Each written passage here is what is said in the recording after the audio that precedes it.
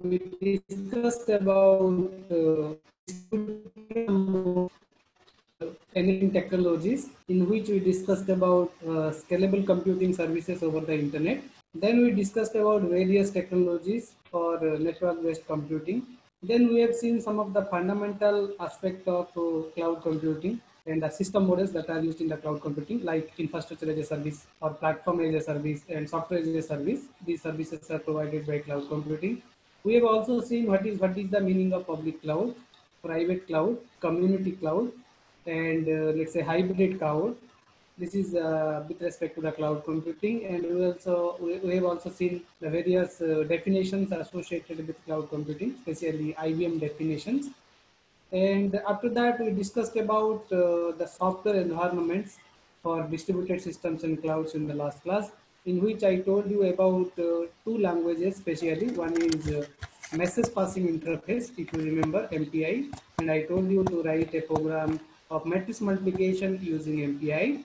And the next one is we discussed about map reduce, right? So in which there is a key and value pair is there, right? So this is a map reduce program.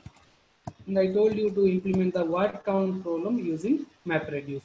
So similarly, there are so many software environments are there in which you can write machine distributed system algorithms and clouds, right? And today's class will specially focus on the performance of distributed system. Like you know that a particular student's performance is judged in the form of, let's say, CGPA, or you can say in the form of SGPA with respect to a particular semester, or you can say student performance is based on the extracurricular activity. Okay, whatever extracurricular activity, like you can say you are participating with NCC, or you are participating with NSS, or you are participating with some other organization, Red Cross or something like that, and a performance of a student we can evaluate by the help of these parameters. So if you come to the system domain, or if you come to the distributed computing things, or if you concentrate on a particular computer system, in that perspective, we'll see how the performance of a computer system we can evaluate. Like you can also know whether your internet is fast or speed by using some websites, right? You can type that website, and you can check whether your internet is slow or internet is high. So you are checking the performance of a particular thing, right? So here basically we'll focus on the system, right? If you concentrate on a particular computer system, or you concentrate on cluster, or you concentrate on grid computing, or you concentrate on cloud computing, go for P2P model, or you go for client server model, or you go for let's say distributed system. So you have to see the performance of the system, and we want always the performance should be as higher as possible, right? As you know that CGPA is CGPA, SGPA, and extracurricular activity, whatever you are calculating as performance of a particular student, it should be higher, right? If it is not higher, then we will see what are the methods we have to apply in order to increase the performance of a particular computer system. So that is the first part today we will discuss. That is called as the performance of the system, right? Second important part is whenever you are talking about computer system, whether it is your computer system, or you go for your institute computer system, or institute lab, or any type of system, security plays a major role, right?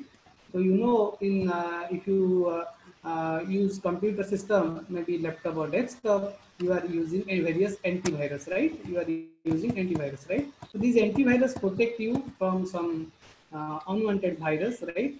So some anomaly, right? And somebody want to attack to your system, or somebody want to insert some kind of bogus thing to your computer system. So antivirus help a lot to secure your system from a unauthorized access. It may be in the form of username and password. It may be in the form of antivirus. It may be any other form, right? So security plays an important role, and security also depends upon the performance, right? For example, somebody will disturb you in all over the semester. In a semester, few people are disturbing you, so you are not concentrating in your subject, so their performance will be degraded, right? So similarly, in computer system also, if security is compromised, then the performance, it will also affect the performance of the system. So this is the second part we'll discuss in this particular topic. And the third part is very much important, that is everybody is concerned about now energy efficiency, or you may have heard something called sustainability. So you know that temperature of sustainability is also one of the important part.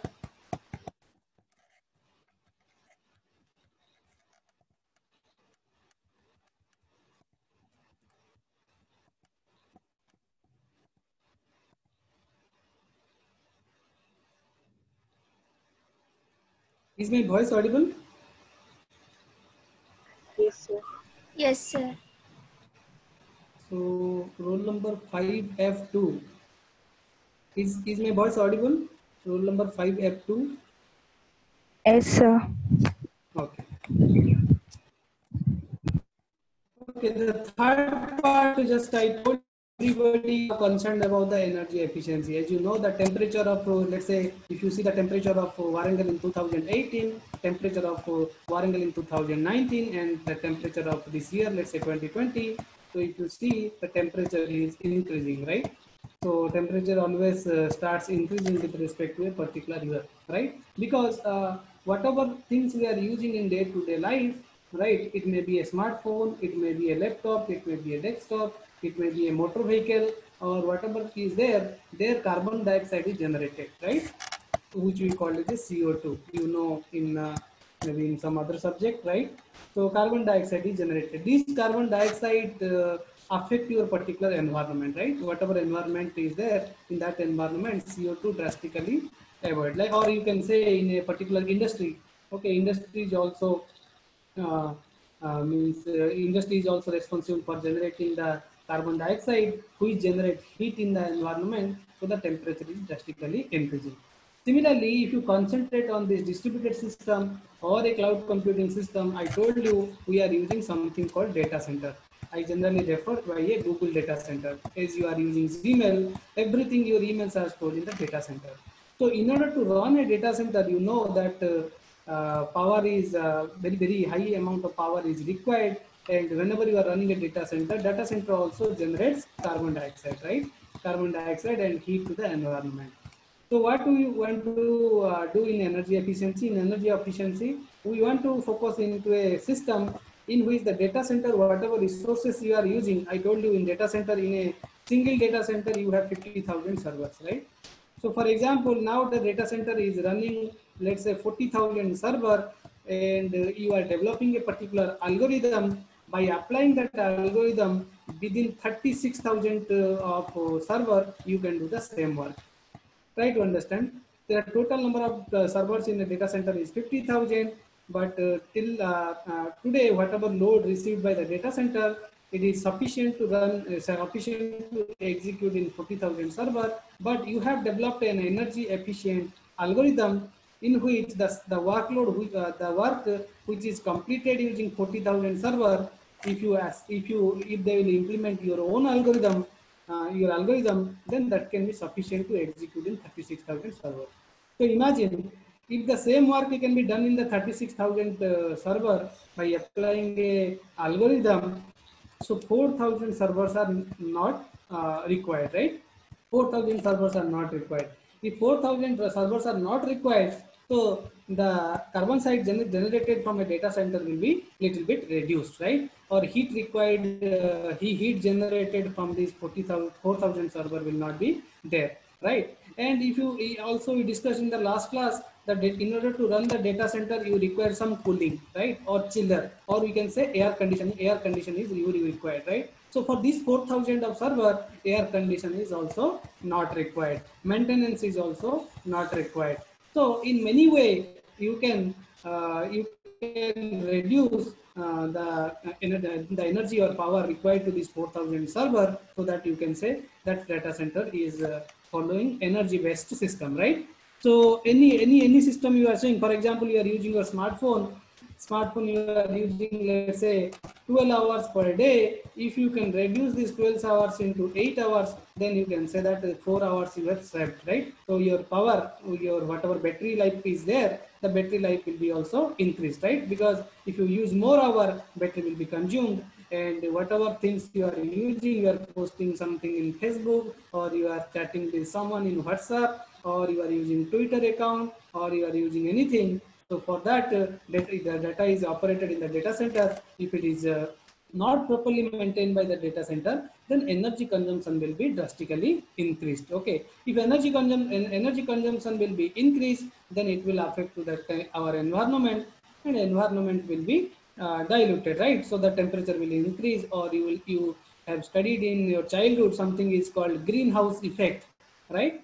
So the same thing is going to happen if we are not concentrate, we are not developing a good algorithm, or we are not using the resources in a proper manner, right? So you may have seen that whenever you are traveling somewhere also, for example, there is a train from Warangal to, let's say, Hyderabad. Okay, if it starts from Warangal and it is going to Hyderabad, so if you see the source station is Warangal, so whenever you reach to Warangal station or Kajipet station, the engine is on, right? So that engine is on, let's say, for 30 minutes before the departure of the train, 30 minutes. So imagine how much carbon dioxide is generated in the 30 minutes, right? So if you can reduce that part into something, then that will be helpful to create a green environment. Okay, so that our environment will not be that much polluted, otherwise the environment will be polluted, right? So as you know that industry in India also, India is having a lot of industries.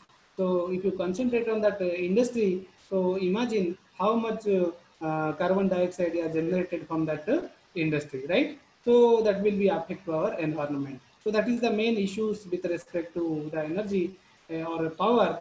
Okay, power required, so you have to manage it in a proper way so that it will not harm to the environment. And you will surprisingly know that United States, America, right, USA, which you call as a USA, United States of America. So we are using electricity, right? In every home we are using electricity and we are paying the bill. Okay, our electricity, most of the electricity of India is generated using hydropower. Hydropower means there is a dam, right? Okay, hydropower. So we are stopping the water in somewhere, right? Like dam, right? And we are generating electricity from the water, right? But you will surprised to know that USA, whatever electricity is required for United States, they are generated using coal, right? You know what is coal, right? So they are generating through coal. So they are burning coal in order to generate the electricity. So if you are burning coal, so you know that how much carbon dioxide is generated if you are burning coal, right? So it will affect the environment. So we have to see how we can reduce this part as much as possible. So at the same time, you will see that the performance of the system should not be degraded, right? So you cannot say that we will not use Gmail for next 30 days in order to save energy, or in order to stop the carbon dioxide generation. Our Gmail SS is also required. At the same time, we also require energy efficiency. So you cannot say that stop the performance and concentrate on the energy efficiency.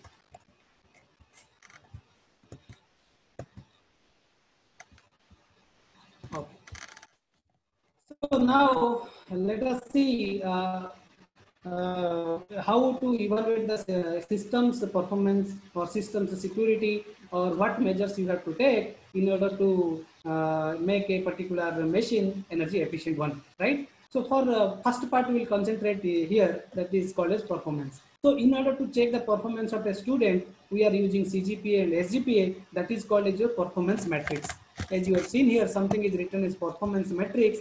Performance matrix is a measure in which you can evaluate a particular computer system, right? For example, I have installed a new battery in my laptop and I have fully charged that battery, and I'm using that computer system now, unplugging the power supply, and I am seeing that the battery is last for 4 hours. So I can say battery life for the first day is 4 hours.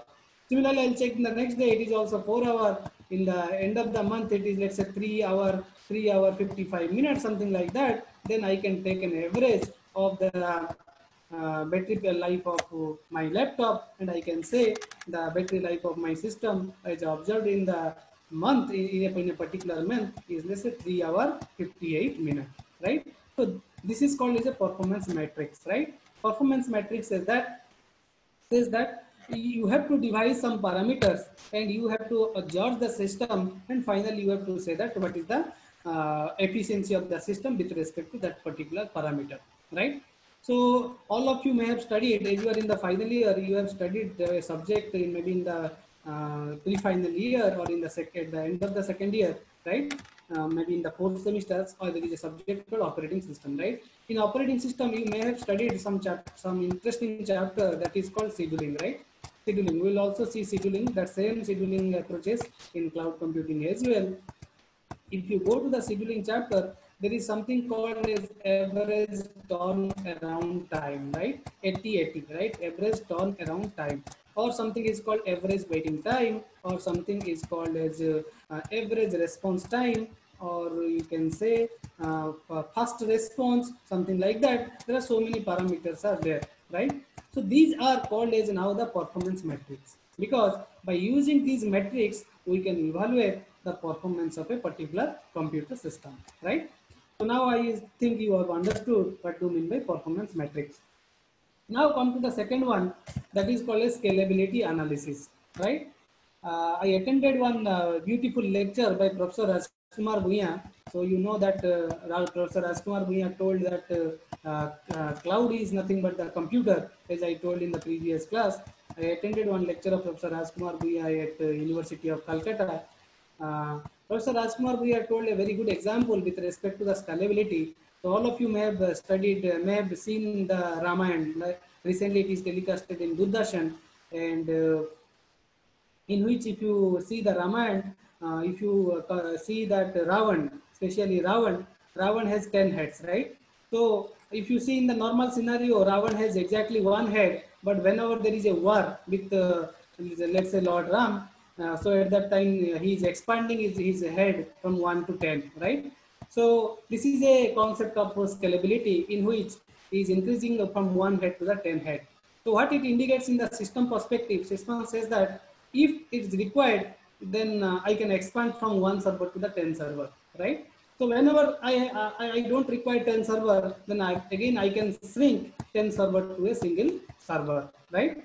So this way you can see this is the concept of scaling up and scaling down. We are scaling up to a big value and we are scaling down to a small value based upon our own requirement, right? So that is called as your scalability analysis is also an important part of the performance, because if you have a single computer system, whatever performance you will get in a single computer system, it is expected that if you are using 10 computer system, definitely your performance will be improved, right?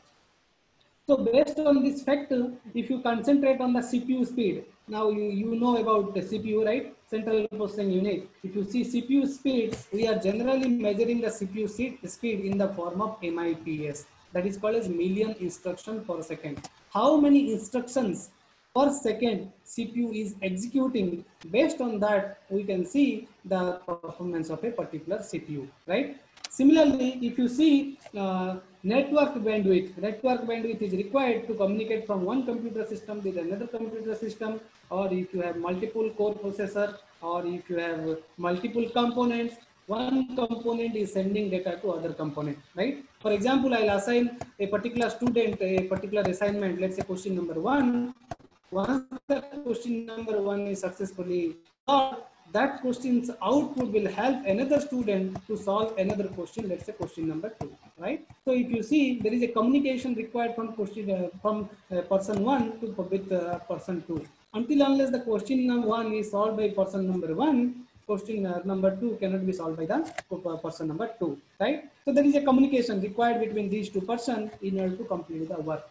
Similarly, in network, in your computer, in your distributed system or B2B system or cloud system, we are concentrating on the network bandwidth, right? So if you see network bandwidth term, we generally represented in the form of Mbps, right?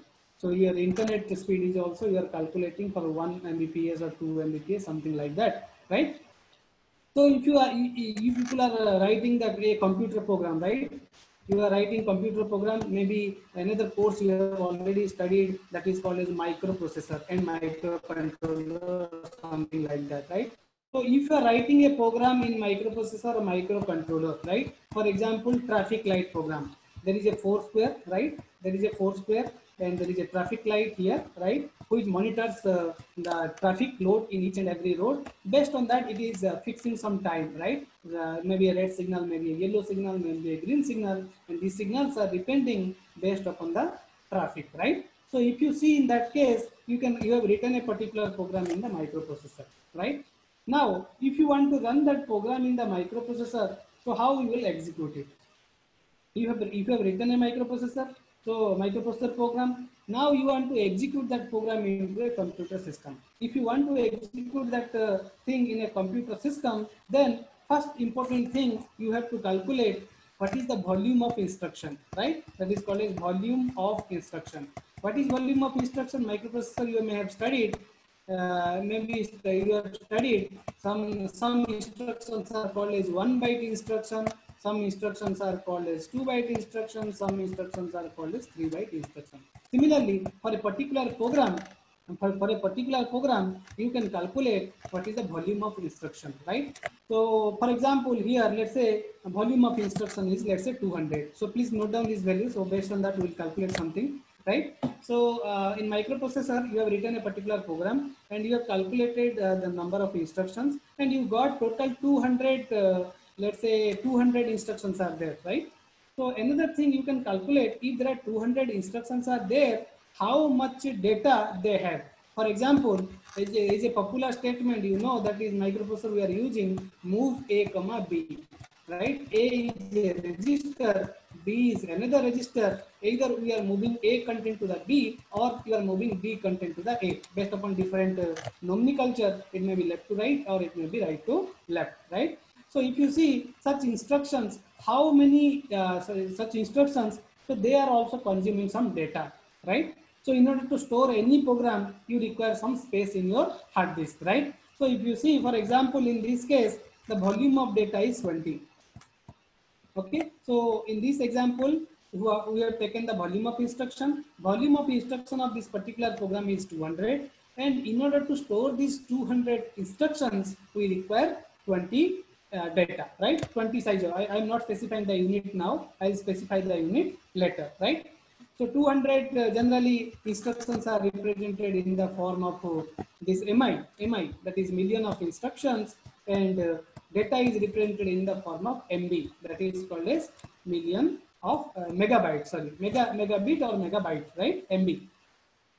Now on the other hand, so a particular program is having two things. One is million of instructions, another is your MB, right?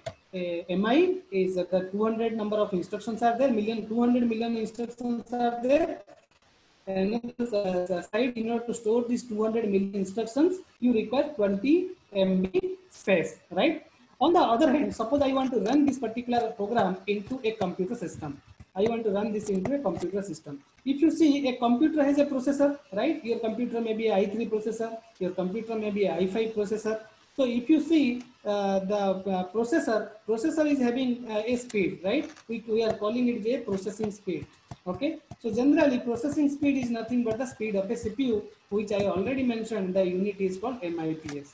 For example, this particular computer system is having a processing speed of, let's say, 100 MIPS, right? 100 MIPS. Similarly, this processor is having a network bandwidth. Let's say that network bandwidth is your 10 Mbps, right? So now you have four parameters. Don't be confused. Two parameters are belongs to your particular program. Two parameters are belongs to your particular computer system. So the parameters of a particular computer program is nothing but volume of instruction and volume of data. And in the processor side, if you see, there are two parameters. One is called as your processing speed, another is called as your relative bandwidth. So by using these four parameters, what you can do, you can calculate how much time this particular program will require to execute in this computer system. How you will do? The formula says that you have to go for volume of instruction. Let me write here. The formula is volume of instruction volume of instruction, right? I am writing INS, volume of instructions divided by processing speed, right? Volume of instruction divided by processing speed, processing, let's say speed, okay, plus you have to check volume of data, right? Volume of data, right? That is another parameter of your volume of data divided by your network bandwidth, right? Using that formula, you can calculate. So can anybody say how much time it will take? The formula is volume of instruction divided by processing speed plus volume of data by network bandwidth. I already gave you these values. Volume of instruction is 200 MI, volume of data is 20 MB, processing speed is 100 MIPS, and network bandwidth is 10 Mbps. So if you calculate how much you will get, can anybody answer?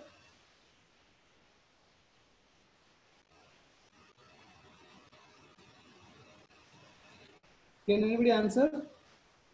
You calculate and answer.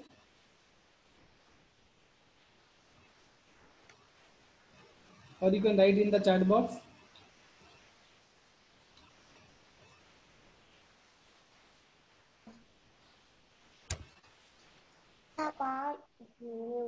How much you are getting?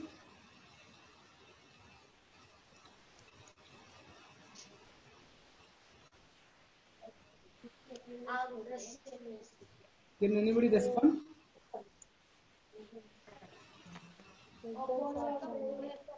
పెద్ద hospital పెద్ద pharmacy polo Can anybody respond?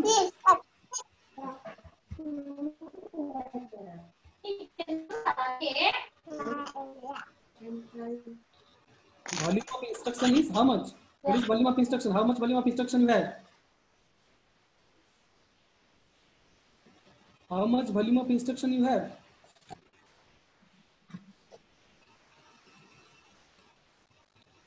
Can anybody respond?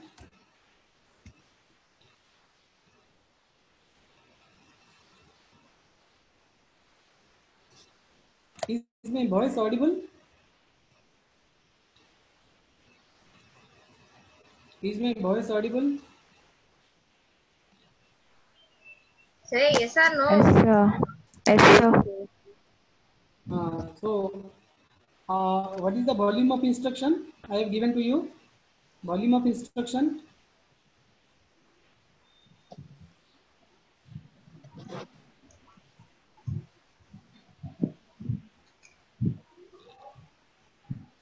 Can I repeat? Yes, sir. Please respond. If you are not getting, then please respond.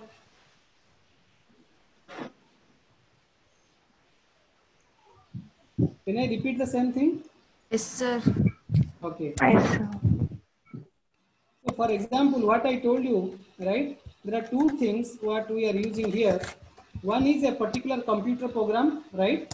This is your computer program. Another side, you have a computer system. What we are calculating, if you want to execute this program into a computer system, okay, then how much time it will take in that particular computer system, right? That's why I told you this program has two properties. One is called volume of instruction, right? That is called VOI, volume of instruction. A program is having volume of data, right? VOD.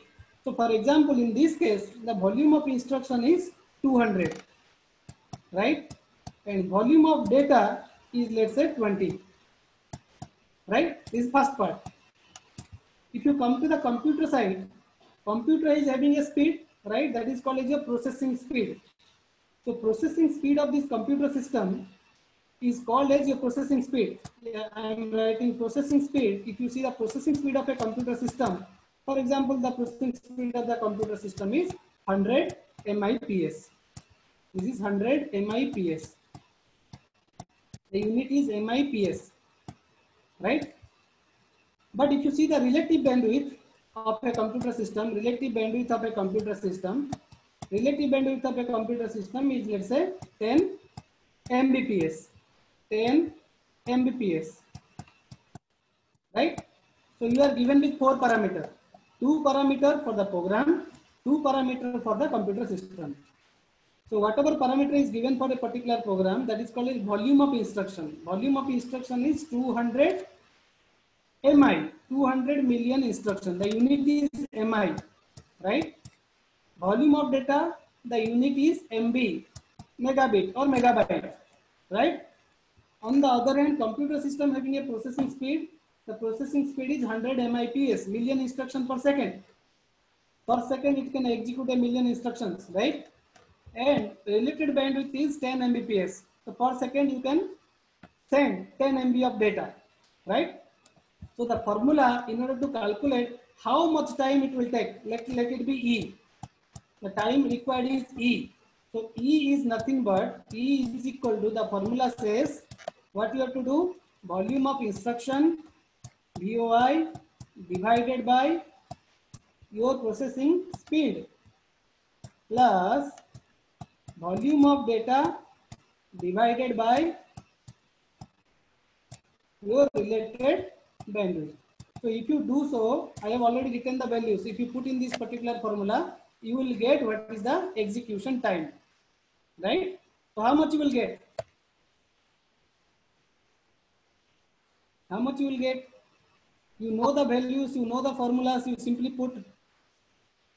Yes? 4. Exactly. The answer is 4, right? Why? The volume of instruction is 200, okay? Divided by processing speed is how much? 100, right? 100. Plus volume of data is how much? 20. 20. Divided by 10. So you will get 4. So that much amount of time is required if you want to run the program into a particular computer system. Now it is clear? Now it is clear? Or still you have confusion?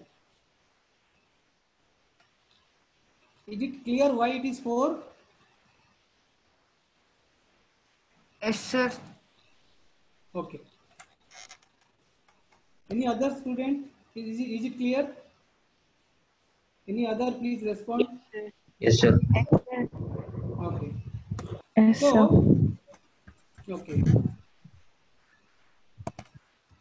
So similarly, like CPU speed is measured in MIPS and network bandwidth is in the Mbps, right? Okay. So like that, as you can see in this particular illustration, what I told you, that you are evaluating the performance of a computer system, as well as you can see some of the parameters of a particular program, and you can see how much time it is required to execute that particular program, right? Similarly, if you take a cluster computing system or grid computing system or cloud computing system, in which you have to concentrate on the system throughput, right? System throughput means, like I'll ask your college administrator that how many students passed in this particular year, in the final year, right? Or how many students have successfully cleared some internship or some successfully cleared some job or something like that, right? So it will show the throughput of a particular institute, right? Similarly, in order to calculate the system throughput, you have to check how many million instructions are executed per second, right? Similarly, if people are also, whenever you are going for a processor, it may be measured in MIPS. People are also measured in this unit also. For example, if I'll ask you the distance, somebody may say 100 meter, somebody says 100 kilometer, and like that, right? There are different units are there, right? Similarly, system throughput you can also calculate in the form of terafloating points instructions per second. How many terafloating points operations you can do with a computer system per second. So that is also one of the unit in order to calculate the system efficiency or system throughput. Similarly, if you say the banking transactions, okay, let us take as a banking transactions. So transaction does not mean that banking transaction. Still, I am giving this example, right? So I'll say how much transactions, right, or how many transactions are executed per second in a particular bank, right? Based on that, I can say banking system having this much throughput, right? So, but with respect to the particular application, whether it is a banking application, whether it is an education application, education institute, or anything, you can calculate the system throughput, right? Next important is that is called as your job response time. Job response time. For example, suppose I have submitted 100 jobs. Jobs means works, right? Work. Whatever work you want to do in a computer system, you can visualize each and every work as a job. For example, somebody want to move a downloaded movie from C drive to, let's say, D drive. That may be considered as a work, or that may be considered as a job also. So I will see if I have submitted 100 jobs, how much time computer system take to execute that job. So based on that, I can calculate what is the response time of that job. For example, I have submitted the job at, say, let's say at 11 a.m. and it is completed by 11:30, right? So I can estimate that what is the turnaround time to complete this particular job, right? Similarly, you can also calculate a very important parameter. As I told, whenever you are communicating one computer system with another computer system in cluster, or peer-to-peer system, or client-to-server system, or you are opening your Gmail through a web browser, there is a delay, right? There is a delay. Whenever you are writing username and password, it is not suddenly showing your emails, right? It depends upon your network speed. If network speed is good, then you will get the service in a fraction of a second. If network speed is slow, sometimes it takes 20-30 seconds to view your particular mail. Similarly, in a network, you have latency. Latency is nothing but delay. How much things are delayed with respect to a particular job, or with respect to a network application, or whenever you are transferring your data from one computer system to another computer system, then that is called as your network latency. Is there any question? Somebody raised hand. If you have any question, please ask. Okay. So which one is preferred one? Okay, let me see the chat box. Okay. It's okay, no problem. Okay, so what is preferred? What is obviously preferred? You are using Jio connection, you are using internet connections. What can be the best one? The best one is always the delay should be as minimum as possible, right? Delay should be as minimum as possible, right? If you are viewing a particular YouTube video, or you are viewing some movie in YouTube or in some other channel, so you have to always think that how the latency can be minimized, right? How the latency can be minimized. And latency will be minimized if the bandwidth is very high, right? If you are taking 1 Mbps and somebody is taking 0.5 Mbps, so definitely the bandwidth is better. 1 Mbps bandwidth is better in comparison to 0.5 Mbps, right? Like if you remember, previously we have 3G connections, right? 3G connection is there. Now we have 4G connections. So whatever speed achieved in the 3G and whatever speed we are getting in 4G, so 4G is definitely greater than the 3G, right? So in what way 4G is giving good connections? Or upcoming days we are going to get 5G connections as well. So where we will get more speed, right? So it is achieved because the bandwidth is high. Okay, if the bandwidth is high, then you will automatically get better service. So low latency, the delay should be as minimum as possible, bandwidth should be as high as possible is required for a computer system, right? Now, coming to the next point, that is called as a quality of service. So I will give a very small example, non-technical example, so that you will understand what do you mean by quality of service. Suppose one person came to one of your relative, reached to your particular home, right? Reached to your home, right? One person reached to your particular home. He asked for water, right? Generally, whenever a particular person is coming to our home, we are first offering water, right? So that person also asked about water, right? So the question will come, what kind of water you are going to give him? You may give hot water, you may give cold water, or somebody may serve normal water also, right? Which type of water you are going to serve him? That is very much important, right? Because if you see in this particular scenario, the person asked you about water, but he has not mentioned whether he require a hot water, whether he require a cold water or whether he require a normal water, right? So what you can do, you can give a cold water if it is summer season, right? If you can give hot water, okay, if it is a winter season, or in your home, let's say refrigerator is not there, so whatever normal water is there, you will serve to that particular person, right? So as you can see in this example, the person has not specified whether he require a hot water, cold water, and normal water. As he has not mentioned any type of water, you can serve any kind of water to that particular person because there is no requirement. But if that person will say, I need hot water, right? If that person will say hot water, so cold water will not be applicable, normal water will not be applicable. So you are bound to give hot water to that particular person. So that is nothing but the quality of service. Quality of service says that if some parameter is specified, like hot water I have specified, you cannot serve the cold water. If you serve the cold water, you can say quality of service is violated. Okay, or quality of service, what quality I require, that is violated. For example, you have subscribed a internet connection of speed, let's say 1 Mbps, and let it be a dedicated connection.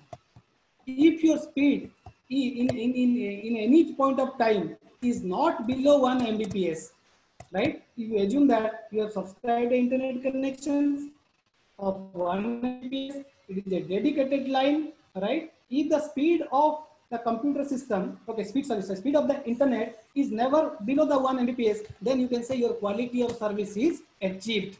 If it is below 1 Mbps in some point of time, then you can say quality of service is violated.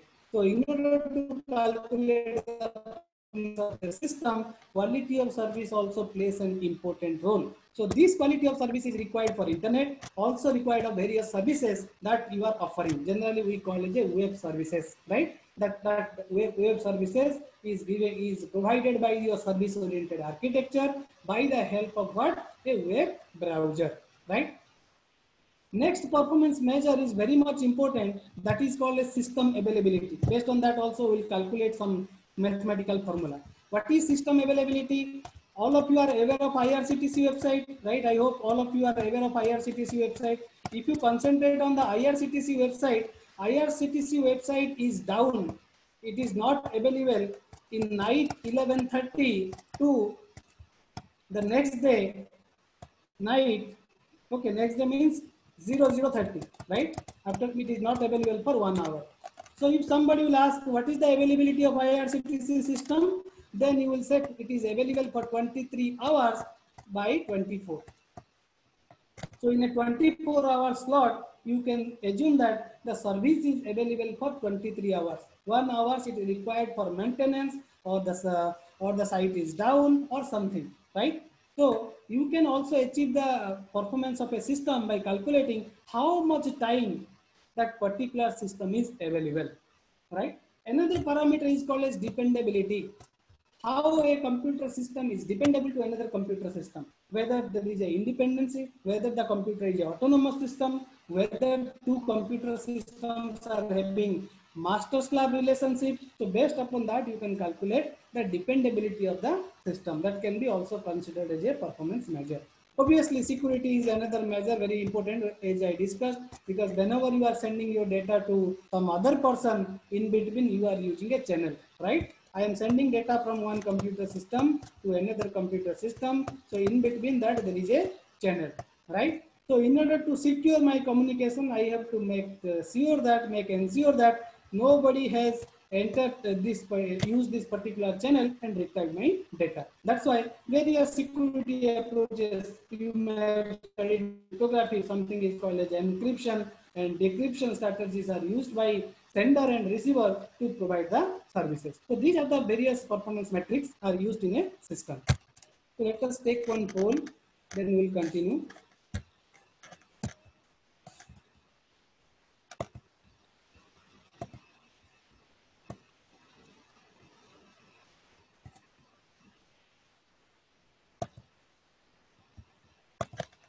Can you answer this question? Now,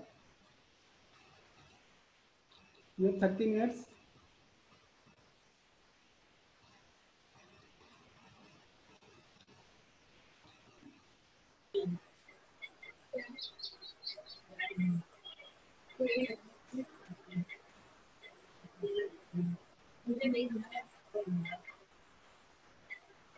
You have 5 seconds left.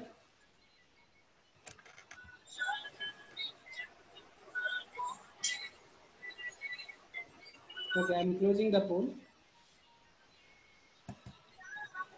What is the correct answer? What is the correct answer? Can anybody respond? Low latency, high bandwidth. Low latency and high bandwidth. I don't know why people have responded high latency and low bandwidth, right? High latency means delay is maximum and you cannot process multiple things at the same time as it is a low bandwidth, right? Okay. So now we'll continue, right? So next is whenever you are going to the performance of a system or scalability analysis, you have to also see various dimensions of the scalability, right? Dimension of the scalability means somebody may say, right, if you go for a particular building also, you can go for multiple floors of the building, right? So that is you can say vertical expansion, or you can say I will go horizontal wise to expand it, right? So scalability can be applied in the vertical direction or it may be applicable in the horizontal direction as well, right? So one of the dimensions of the scalability here says that backward compatible. What is backward compatible? So you have a computer system, now you are upgrading to another computer system, right? You have a computer system, let it be called as an old computer system. Now you want to migrate to a new computer system, right? New system, right? So whenever you are migrating to the new system or a new platform, you have to make ensure that whatever things available in this computer system, it should work in this particular computer system, right? Whatever your work is there in the old system, that the same thing should work in the new system. Then only you can say that is called as backward compatibility. Backward compatibility says that whatever existing hardwares are there or whatever existing softwares are there, they should work in a new environment. If they are doing so, then we call it a backward compatible. Otherwise, we will not say it is a backward compatible. Okay, so that is called as a backward compatibility system, right? Similarly, if you see one of the typical example is written here, IBM S2. Okay, if you see this particular system, the system can expand one processor to 512 number of processors, right? Your computer system is having one processor, i3 processor is having one processor with 2 cores. Similarly, if you see IBM S2 computer system can scale up to 512 number of processors. Number of processors can be expanded to 512. So it is as per the analysis of 1997. Similarly, one of the popular system launched after this IBM S2 that is called as IBM Blue Gene/L. IBM Blue Gene/L. If you see such system, here you can expand up to 60,000 number of processors in 2008, right? Imagine in a period of let's say 11 years, you have increased the number of processors from 512 to 65,000 of processors, right? So whatever work you can achieve in 512 number of processors, it is expected that if you are using 65,000 processors are there, then that will be definitely work in a fraction of a second, right? Suppose 512 processors are taking 5 minutes, so I will expect that if I am using 65,000, it should be complete less than 1 minute. Just a rough calculation, right? Similarly, this is related to the size compatibility. You have earlier 512 processor, now you have expanded to 65,000 processor. Similarly, you can scale the things with respect to the software also, right? Like earlier you have Windows XP system, now you have Windows 7, okay, or now you have Windows 10, right? What you are doing? You are upgrading the operating system, right? Similarly, in the Linux operating system, now you have Ubuntu. Early days we are using Fedora or something like that, right? So what we are doing, we are upgrading the operating system. So you have to make sure that if you are upgrading the operating system in your computer system, whatever computer system you have, your laptop and desktop, if you install a new operating system, then whatever hardwares are there in your computer system, they should work. If they are working, then you can say that is software scalability. Similarly, it is also applicable with respect to the compiler. So whenever you are executing C program, C++ program, there should be a compiler, right? If you are upgrading your compiler, your program should work. Okay. Similarly, day by day, as you know, in the Python, okay, especially in the Python language, there are so many packages are there. Or if you are using MATLAB, or if you have heard about MATLAB, there are so many packages are there, right? And day by day, people are adding new packages to MATLAB, so that whatever lines of code we are writing in C, C++, it will be drastically reduced, right? The number of lines whatever you are writing, it will be reduced to a small extent, right? So we are day to day we are adding various libraries to the computer system. It may be related to the mathematical libraries, or it may be related to any engineering libraries like neural network you are adding, or any other popular language subcomputing techniques are also is also implementing in a particular software, so that you can write the same thing in a small space, right? So software scalability says that if you are adding new libraries, the system should work, right? Similarly, if you are porting a new application software, for example, earlier you have MS Word 2000, MS Office, I can say MS Office 2007. Now you are upgrading to 2013 or 2019 or something like that, whatever launched, right? So you have to make sure that whatever applications you are installing, that application should be support to your particular computer system, right? If it is there, then you can say it is having backward compatibility, right? Whatever things are available in previously, the new system is capturing that part, plus some additional part is added, right? Old system, whatever system things are there, that is possible by the help of new system, plus some additional things will be there, right? Or you are using some Android application, you have written some Android application, it should work in a different environment, different Android environment, or different mobile environments. Then only you can say that new application, porting new application software also having software scalability. The last part is installing more user-friendly programming environment. Whatever programming, like I told you, C, C++, early days, whenever you are writing, like you are writing pow of A comma B. So if you see inside this function pow also some lines of code is written, right?